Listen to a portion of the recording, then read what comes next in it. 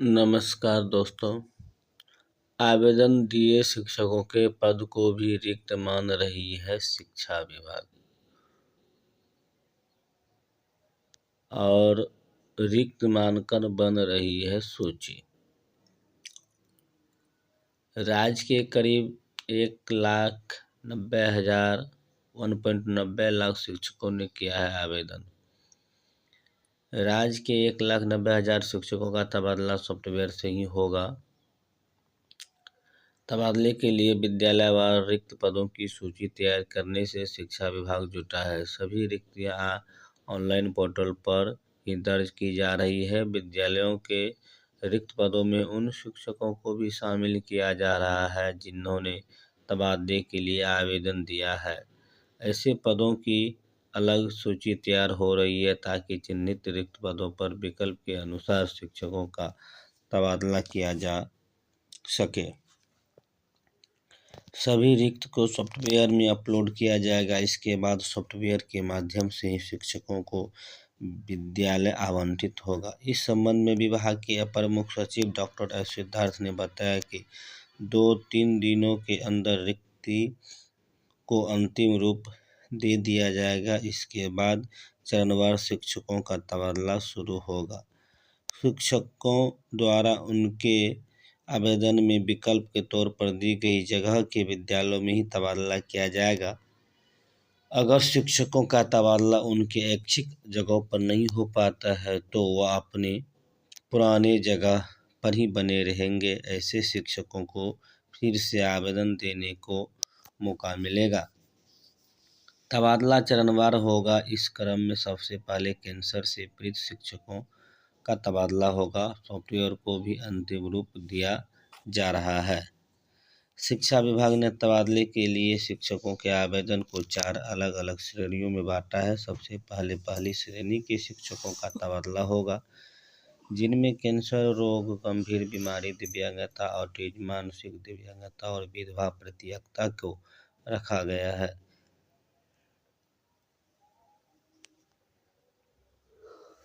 पहले श्रेणी में 5 कोटि वाले शिक्षकों के बाद दूसरी श्रेणी के शिक्षकों का तबादला होगा। सबसे अधिक 1,62,000 शिक्षकों ने लंबी दूरी पर पदस्थापित होने को लेकर तबादले के लिए आवेदन दिया है।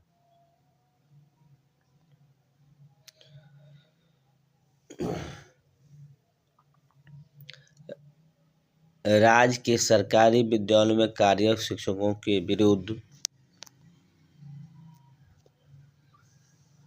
निलंबन, विभागीय कार्यवाही, निगरानी, जांच, विविध आरोप की जांच, फर्जी नियुक्ति से संबंधित लंबित जांच एवं शिक्षक के पारा किसी प्रकार की बकाया सरकारी राशि इत्यादि प्रविष्टि करने के संबंध में महाशय उपयुक्त विषय में संबंध में अंकित करना है कि विभागीय आदेश ज्ञापक 2035 दिनांक 21/11/2024 संशोधि पत्र आदेश पत्रक दिनांक 21/11/2024 द्वारा वैसे शिक्षक जो किसी विशेष समस्या के कारण अपने स्थानांतरण हेतु इच्छुक हैं से दिनांक 1/12/2024 से 15/12/2024 तक ऑनलाइन आवेदन प्राप्त किए गए हैं।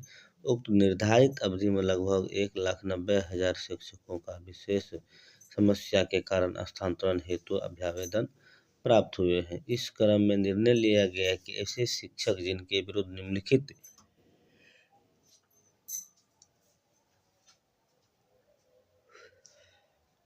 कार्रवाई की गई हो तो इस शिक्षा कोष पोर्टल पर संबंधित शिक्षक के प्रोफाइल में संबंधित जिला शिक्षा पदाधिकारी, जिला कार्यक्रम पदाधिकारी स्थापना द्वारा इसकी प्रविष्टि की जाएगी।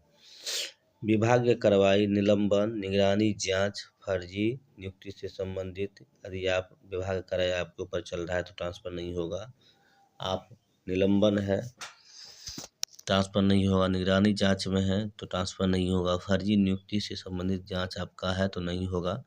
विविध आरोप की जांच बिना सूचना से अनधिकृत रूप से अनुपस्थिति। उपरोक्त के अतिरिक्त यदि किसी शिक्षक के पास किसी भी प्रकार की सरकारी राशि बकाया हो तो इसकी भी प्रविष्टि ई शिक्षा पोर्टल पर इस हेतु निर्धारित फील्ड में संबंधित शिक्षक के प्रोफाइल में की जाएगी। उक्त प्रविष्टि हेतु इस शिक्षा पोर्टल पर आप टीचर्स मॉड्यूल अंतर्गत अपडेट पर एक्शन बटन के क्लिक करने के बाद आप जिलावार जा कर के इसको आप एंट्री कर सकते हैं। तो आप देखिए शिक्षकों को ट्रांसफ़र नहीं करने का विचार एक से एक बहाना बनाते जा रहा है शिक्षा विभाग। तो अब यह समझ लीजिए कि किसी भी प्रकार का किसी का ट्रांसफ़र नहीं हो रहा है, वही किसी कैंसर पीड़ित बीमारी से संबंधित या जो भी असाध्य बीमारी से है उसका हो जाए तो हो जाए, बाद में किसी का तबादला या कुछ नहीं होने वाला है, क्योंकि किसी ने किसी बहाना झूठ मूठ का एक कहीं ये शिक्षा पोर्टल पर गलत ही सूचना दे दिया तो आप ज़िंदगी भर भटकते रह जाइएगा और आपका ट्रांसफ़र कभी नहीं होगा। तो इसलिए यह शिक्षा विभाग का एक ही उद्देश्य है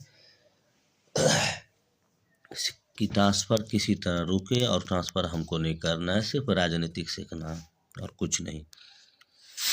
ऐसे शिक्षक जो नियुक्तियां यहाँ अथवा विरुद्ध विभाग की कार्रवाई, निगरानी, जांच, कार्य में ही जांच, फर्जी नियुक्ति संबंधित जांच लंबित है का स्थानांतरण पदस्थापन नहीं किया जाएगा। और वैसे शिक्षक जिनके विरुद्ध सरकारी राशि बकाया हो उसका स्थानांतरण पदस्थापन रुकेगा, परंतु संबंधित जिला शिक्षा पदाधिकारी जहाँ वह शिक्षक पूर्व से पदस्थापित है के द्वारा विरमण से पूर्व राशि की वसूली कर ली जाएगी अथवा उनके अंतिम वेतन प्रपत्र में प्रविष्टि कर दी जाएगी। अतः निर्देश दिया जाता है कि शिक्षक उस पोर्टल पर उपयुक्त शिक्षकों के प्रोफाइल में दिनांक 5 फरवरी 2025 तक प्रविष्ट करना सुनिश्चित करेंगे।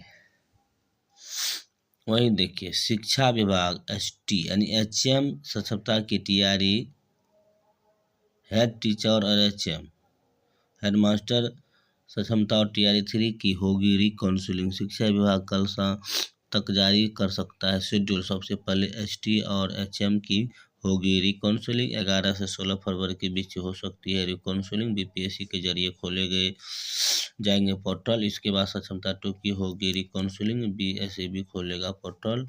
20 फरवरी के बाद शुरू होगी टीआरई 3 की रिकाउंसलिंग। डाउटफुल और छोटे कैंडिडेट को मिलेगा मौका, गलत डॉक्यूमेंट वाले को भी सही करेंगे सही डॉक्यूमेंट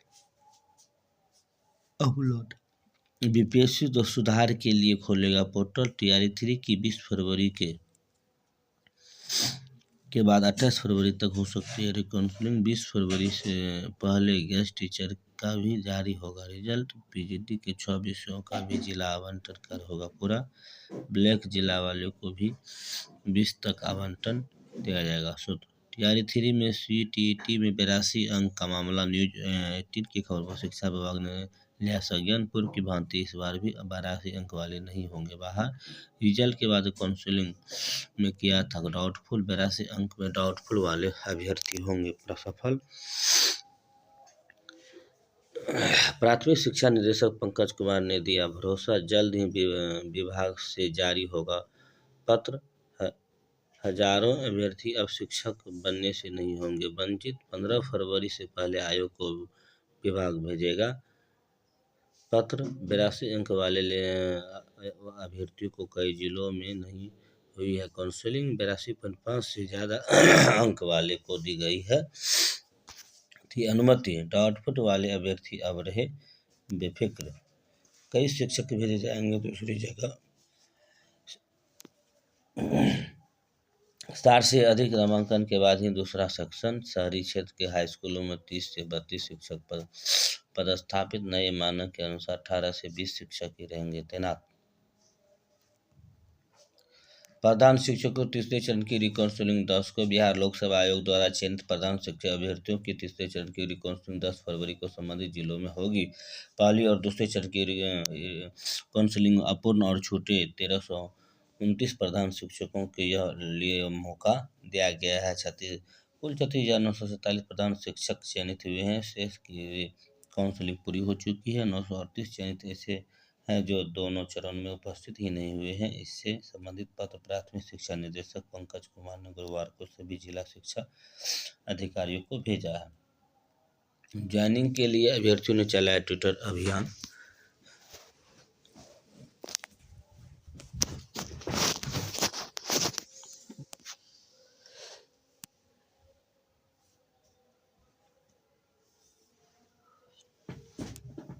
तीसरे चरण के अभ्यर्थियों को अभ्यर्थी का नहीं जारी हुआ अब तक ज्वाइनिंग लेटर। मामला तीसरे चरण के बीपीएससी शिक्षक अभ्यर्थी का है।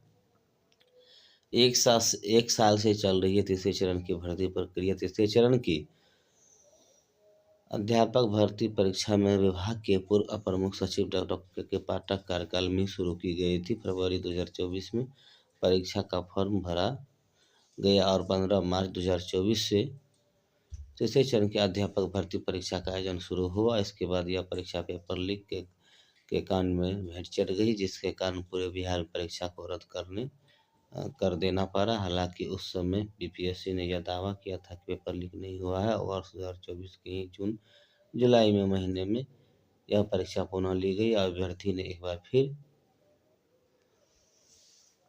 परीक्षा दिया।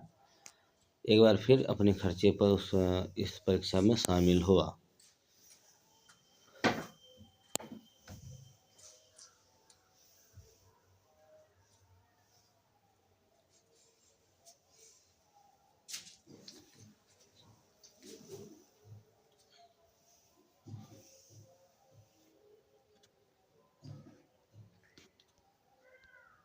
प्रमाण पत्र शिक्षक नहीं करेंगे हस्ताक्षर। मिड डे मील प्रमाण पत्र पर हस्ताक्षर के विरोध में शिक्षक आंदोलन करेंगे। शिक्षकों ने कहा कि यह तुगलकी फरमान है, इसे शिक्षा विभाग अविलंब वापस ले। परिवर्तनकारी से प्रारंभिक शिक्षक संघ के प्रमंडलीय संगठन प्रभारी लखन लाल निषाद ने कहा कि शिक्षा विभाग के अपर मुख्य सचिव डॉक्टर एस सिद्धार्थ द्वारा प्रत्येक दिन प्रधानाध्यापक और शिक्षक को एमडीएम पर पत्र पर हस्ताक्षर करने का आदेश दिया गया था। यह इस आशय पर करना होगा कि एमडीएम गुणवत्तापूर्ण बना और संघ ने निर्णय लिया कि इस पर हस्ताक्षर नहीं किया जाएगा। शिक्षकों को गुलाम बनाने की साजिश रची जा रही है। एक के बाद एक तुगलकी फरमान शिक्षकों में आक्रोश है। रेलवे में शिक्षक भर्ती से बीएड बाहर कर दिया गया है। अब यह किया गया है लागू। कम से कम 50% अंकों के साथ 12वीं या उसके समकक्ष और 2 वर्ष से प्रारंभिक शिक्षा में डिप्लोमा चाहे किसी भी नाम से जाना जाता हो। स्कूलों में नामांकन के लिए पैन अनिवार्य कर दिया गया है।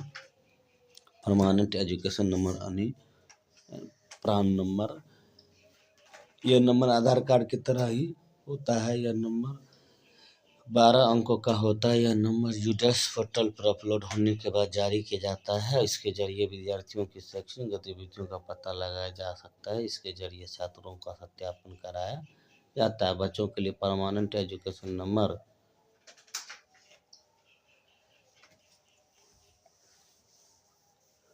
अनिवार्य यह स्कूल द्वारा ही बच्चों को जारी किया जाता है। जिन बच्चों का पैन नहीं होगा उनका आधार कार्ड नहीं बनाया जाएगा।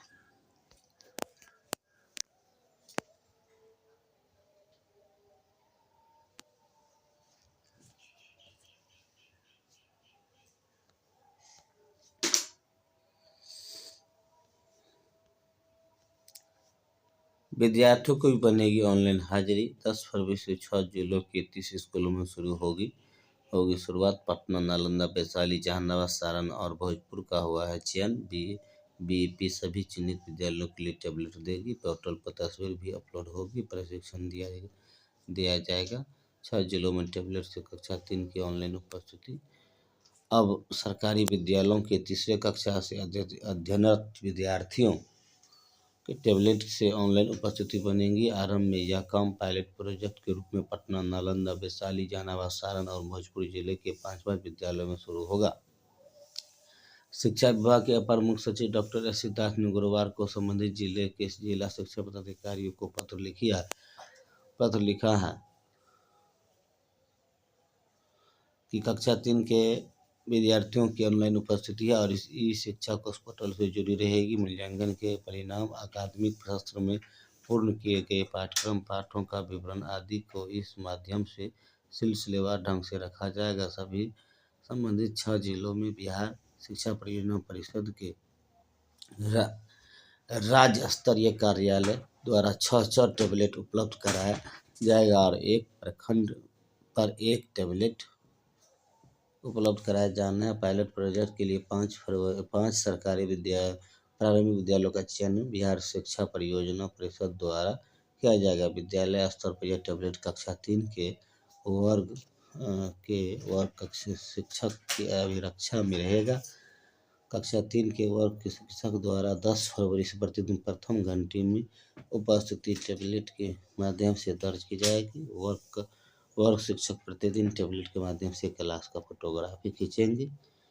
शिक्षा विभाग के अपर मुख्य सचिव संबंधित जिला शिक्षा पद को लिखा है पत्र